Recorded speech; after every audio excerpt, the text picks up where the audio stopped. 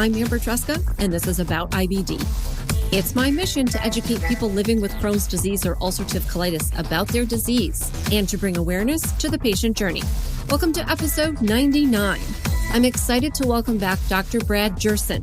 Dr. Jerson is a pediatric psychologist in the Division of Digestive Diseases, Hepatology, and Nutrition at Connecticut Children's and an assistant professor of pediatrics at the University of Connecticut School of Medicine. He is also a member of the Crohn's and Colitis Foundation Connecticut Chapter Medical Advisory Committee. On episodes 77 and 78, I asked Dr. Jerson to help understand what school might look like for the 2020-2021 academic year. A year later, much of that conversation is still relevant, but I wanted to get a read on a few new topics for the 2021-2022 school year, including what we've learned and how we can apply those lessons. I was able to visit Dr. Jerson in his office at Connecticut Children's Pediatric Infusion Center. It is a wonderful space where kids can receive their treatment and see their healthcare team. This is my first in-person interview in over a year, and I am so excited to bring it to you. From my drive up the road in Connecticut, let's hear from Dr. Brad Jerson.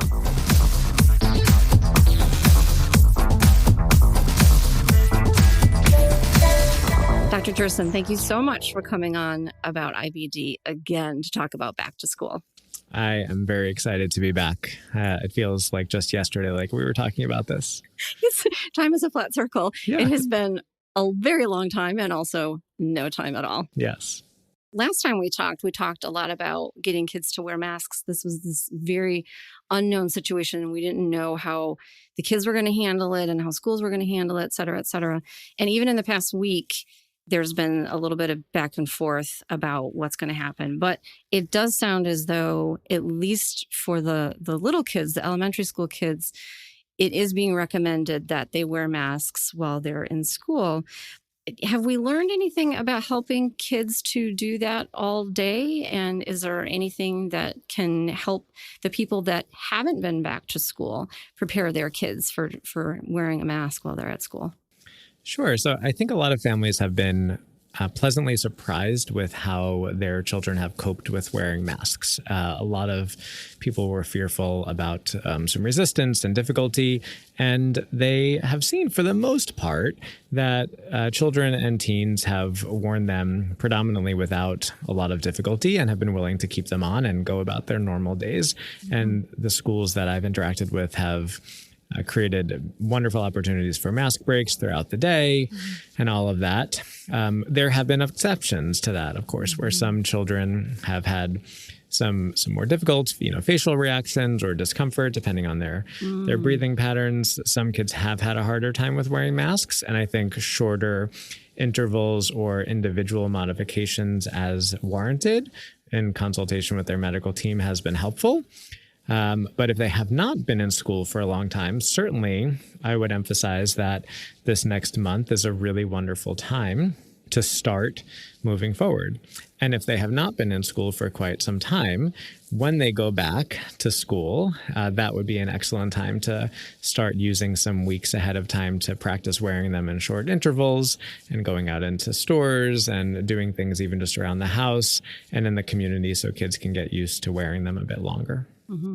Yeah, I have noticed that my kids are of the age where they're starting to get breakouts, which is normal on their face. Yep. But it was also at a point where I was a little bit like, this is maybe a little bit more than I would have expected. And maybe it needs to be treated. Yeah, no, a lot of teenagers have very thoughtfully been open about their quote unquote maskne and talked about that. And dermatologists and pediatricians have been very helpful in helping families kind of come up with some treatment recommendations and modifications and different creams and even various types of masks that different kids may feel a little bit more comfortable with and will have less reaction. So certainly we want kids to be comfortable while maintaining appropriate health guidance and recommendations. So they should definitely have conversations with their medical team if they have questions.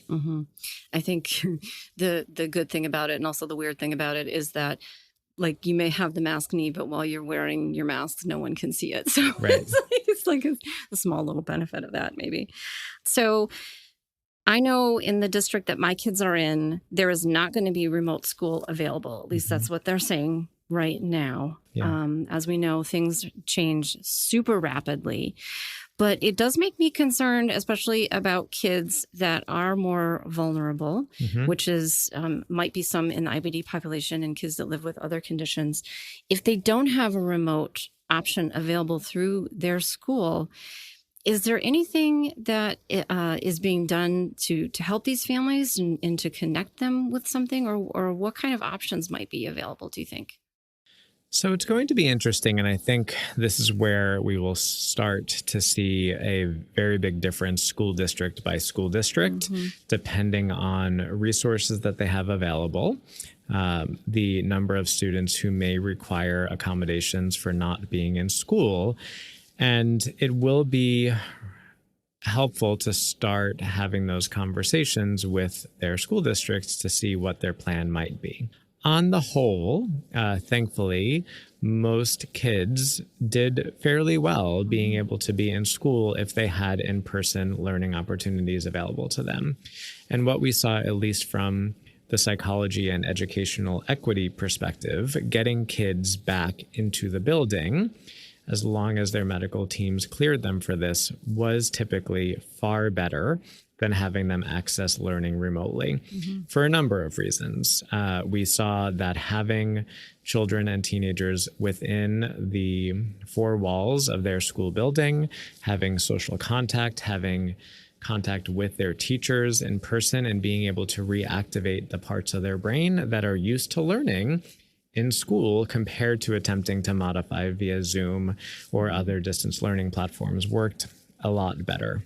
For students who started off the year learning remotely, oftentimes that felt like a welcome sense of relief from different types of stressors that they might have experienced in school beforehand. And many students at this point are not looking forward to going back into the building if they have not been in place, because being home actually created a sense of stress reduction for them, not being around peer difficulties, if perhaps they did experience more challenges learning within the classroom compared to moving at their own pace. Some are nervous about going back into the building. So what I would encourage families to think about is the reasons why they would be asking questions for remote learning. And if they're finding themselves asking their school, can we create a remote learning opportunity?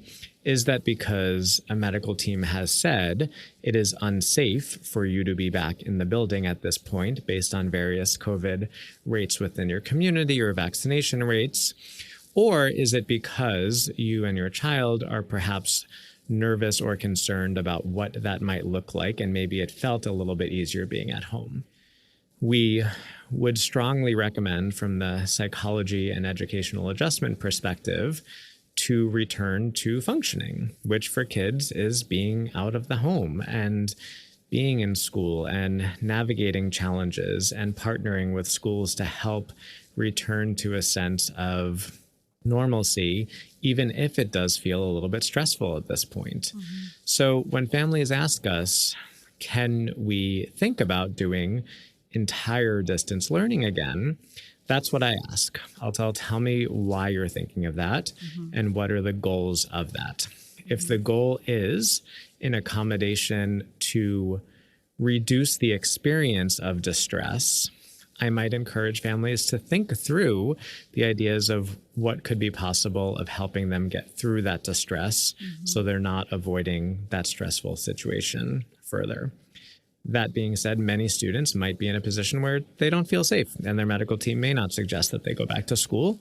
And at that point, they definitely should be having conversations with their special education coordinators within their district to say, if there is not a district-sponsored educational platform being done remotely, what things can they support through modifications to their plan? Yeah, I'd say for myself, I feel very risk averse. I think that's the term that gets used a lot. And my kids were remote and then half-time and then back to full-time. And now they'll be going back full-time in the fall, and which I feel good about.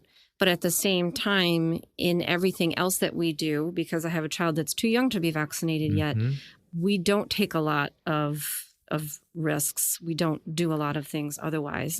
I'm trying to prioritize school. But at the same time, going back to school full time in the beginning of the year is already super stressful. Going back to school full time after having not been in, and it's my understanding that there were people that there were schools that never went back. Sure. And they were remote the whole time. Yeah. So do you think there's certain things that we're going to see start to come out in their behavior and if they're not necessarily telling us what their stresses are, like what those might be and how as parents we can recognize that? Absolutely. I think, like all things, if students haven't been using this part of their brain and like the going to school muscle for a long time, it has become out of practice. And rhythms change, timing of hormone releases change, sleep patterns change, meal routines change. Everything has been different for a lot of students and families since the March 2020 when things shut down. So if they have not been back to kind of practice using that daily routine muscle in quite some time, it is going to be hard. And I would encourage families to begin slowly and gradually bringing back in a sense of daily routine, of structure, of similar bedtime and wake up times, because children may have a harder time focusing. They may have a difficult time concentrating compared to being able to access school remotely or go at their own pace, being in a classroom where you were sitting down for the entirety of the day and being asked to listen and focus for many hours at a time is very different than either a self-directed or even remote-driven curriculum. Fortunately, last year, we found that many schools were appreciative of this and recognized that socio-emotional needs of children and students must come first. There were discrepant experiences across districts, and I encountered, unfortunately, many districts who acted as if there was no pandemic that ever happened to affect children's mental health and proceeded as they would have the year before. And I'd like to hope that many districts have seen that it is actually quite advantageous for kids and families when we're able to slow down, recognize that children are going to have to go at different paces, may need different breaks, might need differential instruction models, or a little bit of some individualized pullouts or supports beyond what they might have needed last time, because things are different. And certainly for students who have not accessed in-person learning or have had barriers to their education during the last year and a half, there is going to be learning loss. And it's up to the districts to recognize that. Families may have to advocate a little bit harder than usual in terms of ensuring that kids are getting their educational needs met at the levels that they can, while still recognizing that we don't want to overwhelm them and overly prioritize grades. Yeah. I never check my children's grades. That's what kind of a parent I am. That is, I would support that. Although with high school, I think I'm going to have to actually pay attention now.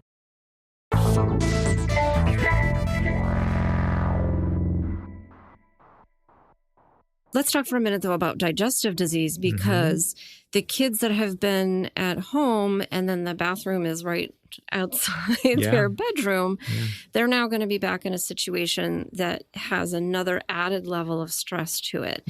And I started to think, too, about kids that may have even been diagnosed during this past 18 months, are going back to school for the first time living with a digestive disease, or who their symptoms may have taken an uptick, and it's the first time they're going back to school where their symptoms are such that they need to have more bathroom access than they had in the past. How can we help these parents and these families, and what are the types of things that they need to make sure are in place before they go back to school in the building?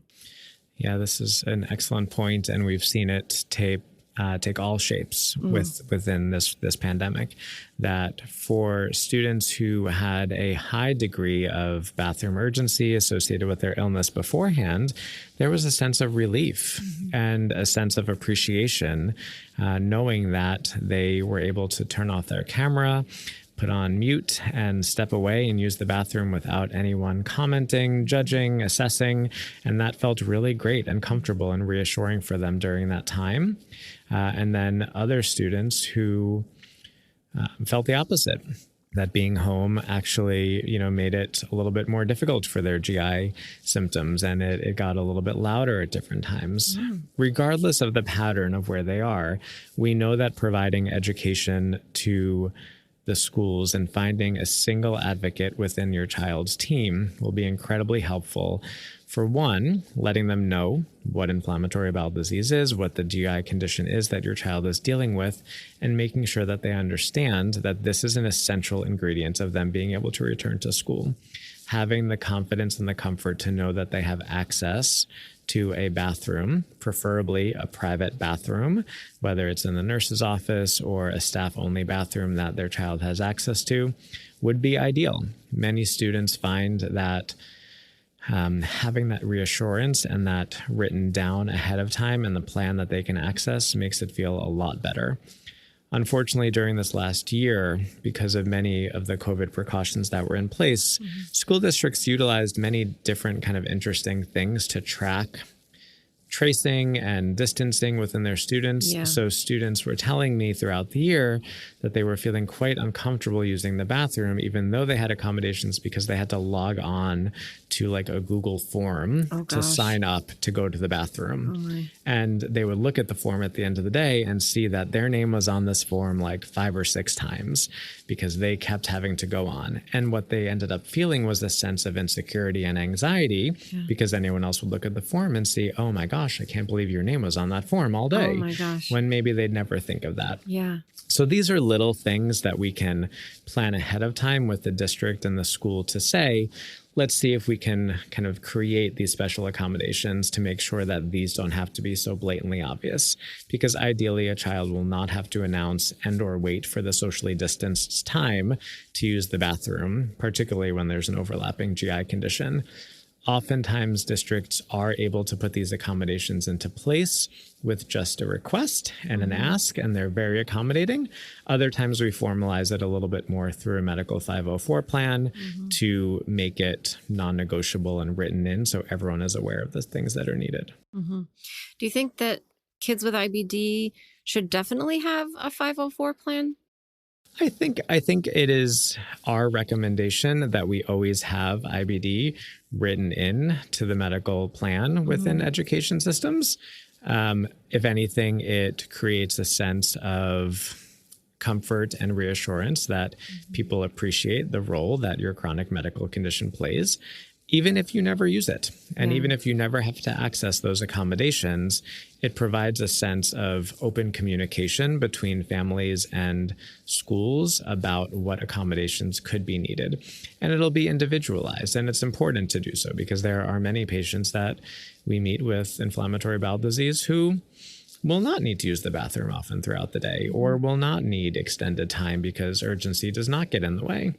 So it's on a patient-by-patient basis in terms of their comfort having that communication with the school. One of the things that we always emphasize is, unfortunately, IBD remains a rather stigmatizing condition, and it's quite embarrassing for students and families to sometimes talk about. So we are very frequently talking to families about the importance of at least identifying it to a single group of people within the school who can have your child's back. This does not have to be announced from the loudspeaker. It is your child's choice about who knows about their medical condition. But we strongly recommend that parents and kids have conversations with their schools about their medical conditions, regardless of what they are. I have to say, if my kids were asked to sign into a Google form and put their name on it, and everyone had access to that Google form, that would not go over well with me. Yeah. That's a lot. It would not even occur to me that that was happening in schools. So I understand the need for it, but at the same time, it does seem to be that there are going to be better ways to deal with it. So. And that's a drastic example of what has been happening for decades of, teachers very well intended saying only one student out of the classroom at a time, just so it doesn't become a whole disruptive thing. But unfortunately, those sort of broad general policies don't always transfer over well to children and teens with chronic digestive or other conditions needing the bathroom a little bit more frequently. Right. We've all had to, I think, flex a resilience muscle this whole time. I feel like mine may be getting a little bit overworked, but we're going to continue to ask kids to be resilient, whether or not they're ready to do so. And so how do we help families through this so that they do feel at least, I don't know that we can ever be prepared for what we're going to experience in the next couple of months, but that we're at least a little bit prepared and that we can bounce back from the things that I'm sure are coming, which are going to be, coping with the restrictions of the distancing and probably quarantining, which may happen, for contact tracing and things like that. So what do we say to kids and families about, we have to continue to ask you to be resilient, but here are these tools that you can use to learn to do so? Yeah, I think kids are getting tired of hearing the word resilient, for one thing. So maybe we need a thesaurus is the first thing that we need. It is interesting how different words, when they become, like, it's a great word, it's a very important word, but like a lot of things in our wellness discussions, it gets overused, right? Like I will highly emphasize the importance of focusing on things that are grounded in values and core purposes.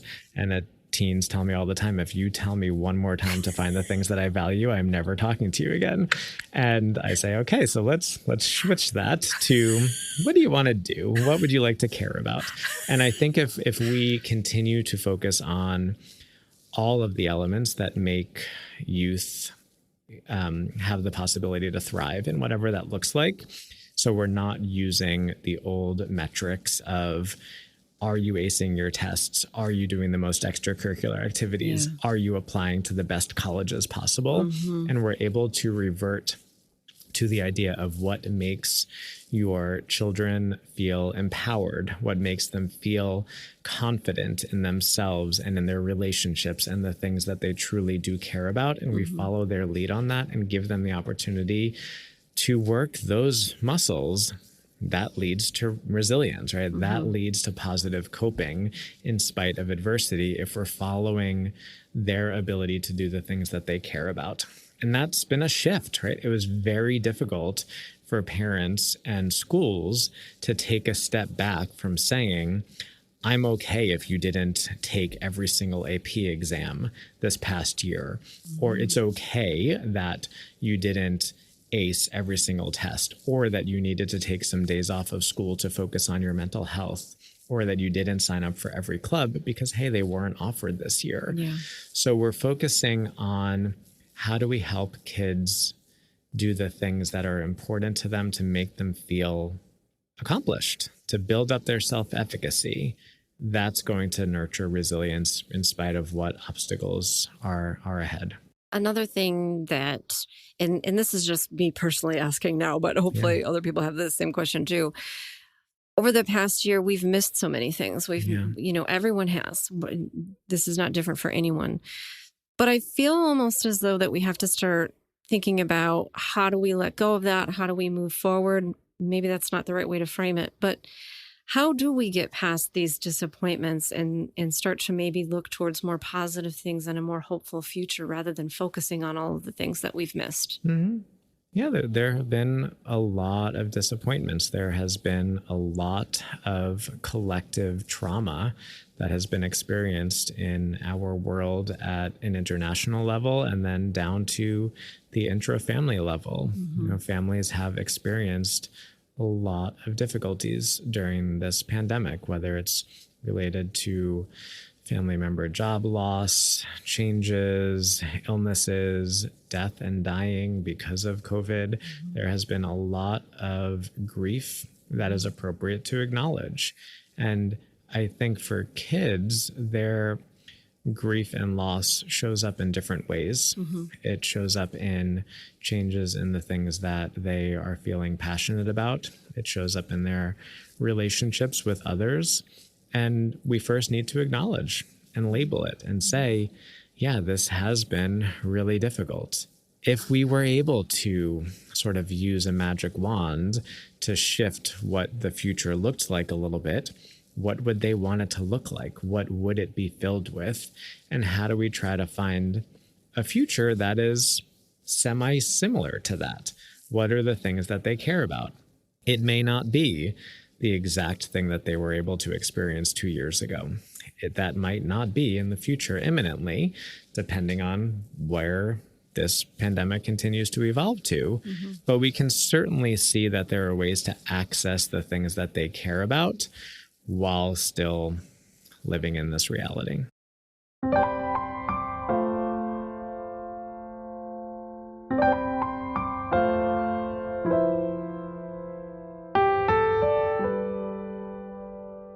Dr. Jerson, there's going to be kids that are probably going to say, I don't want to go back to school in person. And so how can parents help ease that transition and get them back in the building, since it sounds like that's the best thing for the kids in the long run? We have seen that being in school, for the most part, for most kids, is a better option. And for those who have felt overwhelmed or sort of misrepresented, or they haven't gotten their educational needs met prior to this, a lot of families may be hesitant and resistant to go back into the system that was not serving them well beforehand, whether it was them not getting the educational accommodations or learning needs addressed, or if they were experiencing peer victimization or bullying or difficulty navigating the landscape. Some of them have felt really good with this. So we always ask families to think about, is not going back to school truly going to continue to move your children forward in the areas that are important for their growth? And if you've decided as a family, this helped us see that we really want to homeschool and we really want to kind of be in charge of our children's direction, and they have thrived in all of these ways, then okay, then that's a decision that you can make together as a family. If you're seeing that it has become a safety net and it has become something that has reduced the stress, but there's still not a lot of thriving, and when you think about going back to school, it creates a sense of anxiety and panic because you haven't used this in a while and you're worried about that, what might happen when you go back. We strongly encourage parents to partner with their schools to say, this is what we're seeing, this is what our child is saying, can you help us come up with a plan to get them back into school, because this isn't helpful for their functioning. Even though things are scary, it doesn't mean that it's bad. And when kids are feeling scared or nervous about something, we love for them to be able to see and then also experience that they can get through that they are able to ride the waves of adversity and get to the other side of something that is very intimidating, so they can feel empowered that they get through difficult things. Because continuing to stay away from the things that are scary or anxiety provoking, even though it feels right in the moment, unfortunately does not help them build the skills to be able to see that they are quite a bit more capable of things than they in fact realize. So we would definitely want to make sure that logistical barriers are being addressed. If there is bullying, if the learning issues have not been adequately assessed, we ask for that. We say, things were better because they were able to work at their own pace at home, then let's ask for a psychoeducational evaluation from the district to support this at a little bit more in-depth level to help them flourish once they do go back to school, so we can set them up for success. What have you been seeing from your patients in regards to their mental health during this pandemic and during this back to school period? Broadly speaking, during the pandemic, we have seen a dramatic increase in mental health concerns for youth. We have seen higher rates of depression, higher rates of anxiety, higher rates of suicidal ideation and attempts, and also increases in eating disorders. So the pandemic has not been kind to youth and their mental health.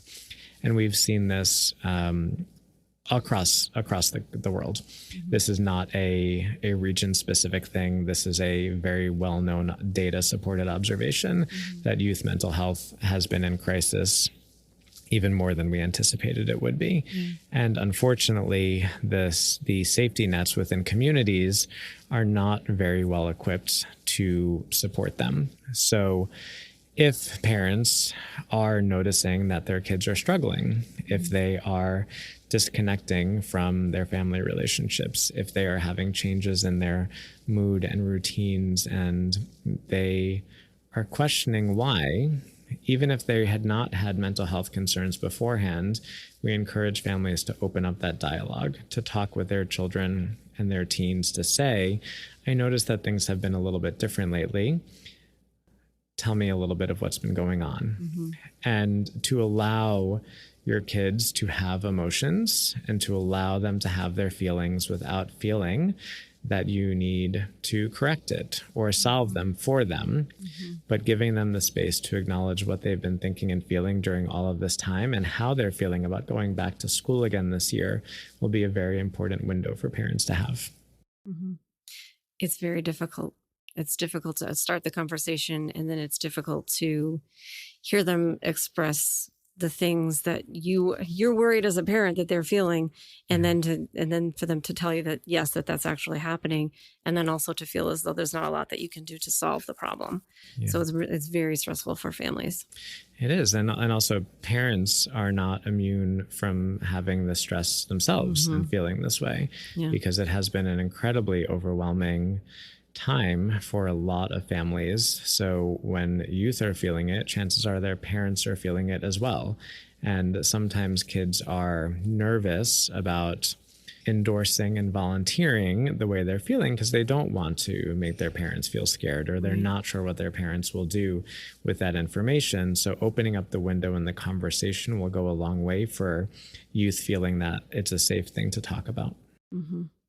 Tell me what it has been like for you during this time, though. It's been difficult. It's been hard. You know, all of the healthcare professionals in the world are humans themselves, experiencing their own challenges and navigating accordingly. I think what has been impressive about at least the pediatric psychology element of healthcare is that our division here at Connecticut Children's, as well as many psychologists and mental health professionals across the country, were able to pivot quite well to adapt our treatment to video and to telemedicine.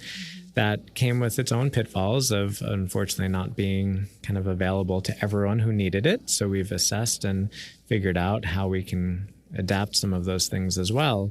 But for the most part, it's been busy and there have been needs, and the treatments have been very well delivered across platforms for a lot of families, even those who weren't able to come into the hospital. So psychology world has been busy, and I'm appreciative that our services and people are accessing the care. I wish our healthcare system had a bit more focus on incorporating more of this so it wasn't as reactive. We can focus more on the preventative element of this in terms of general measures of health and wellness across the spectrum, especially because we are seeing things that can be prevented if we're talking about this now. Were you able to take a vacation this year at all? Yeah. I took some time off periodically, and I think my eyes were more appreciative of it than anything else, to not be on Zoom all the time doing video visits. But it is important for anyone who has the opportunity to take some space, because I think what was different, and this was felt for youth and parents as well, it was hard to find boundaries at first of when the things that are really hard and overwhelming stop and when the other part of your life begins. So for students who were learning from home, it would be confusing for them to be using those parts of their brain and then try to be a kid at the same time to switch between those things. And the same for parents and working and us in healthcare as well. So it was important to set those parameters. Are you glad to be back in the office, seeing patients in person again?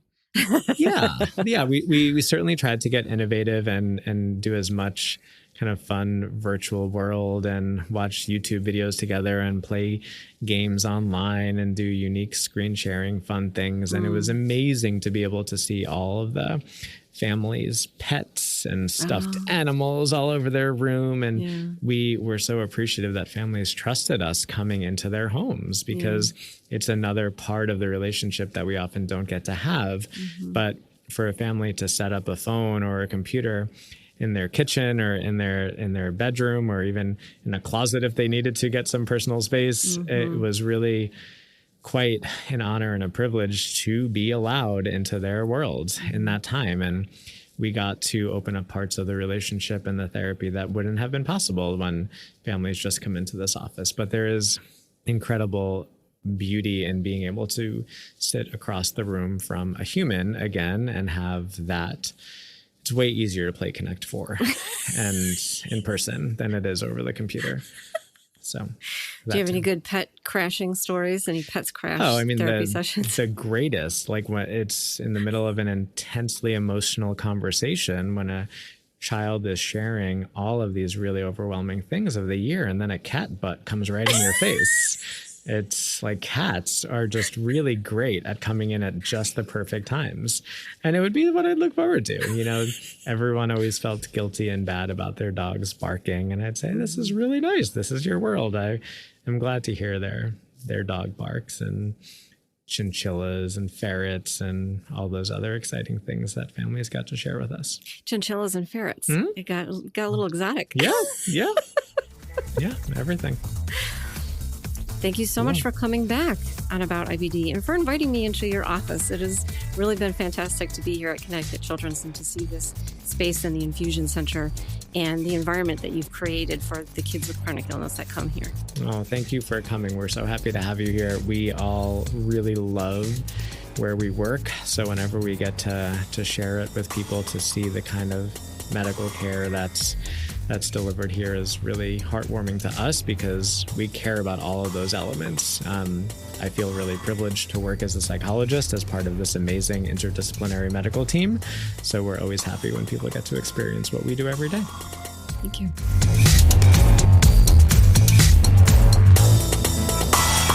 Hey, super listener. Thanks to Dr. Jerson and the staff at Connecticut Children's for being so accommodating and letting me tour the infusion center.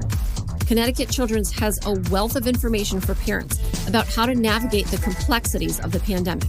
I highly recommend their blog for information and tips for parents on all types of topics, including mental health and gastroenterology. Dr. Jerson has authored some of those blog posts himself, and you can connect with him on Twitter as @Dr. Brad Jerson. I will put links in the show notes and on my episode 99 page on aboutibd.com. You can follow me across social media as About IBD. You can also connect to other moms touched by IBD across all social media through IBD Moms, which is a nonprofit I founded with Brooke Abbott of the Crazy Creole Mommy Chronicles. Thanks for listening, and remember, until next time, I want you to know more about IBD. About IBD is a production of Mal and Tal Enterprises. It is written, produced, and directed by me, Amber Tresca. Mix and sound design is by Matt Cooney. Theme music is from Cooney Studio.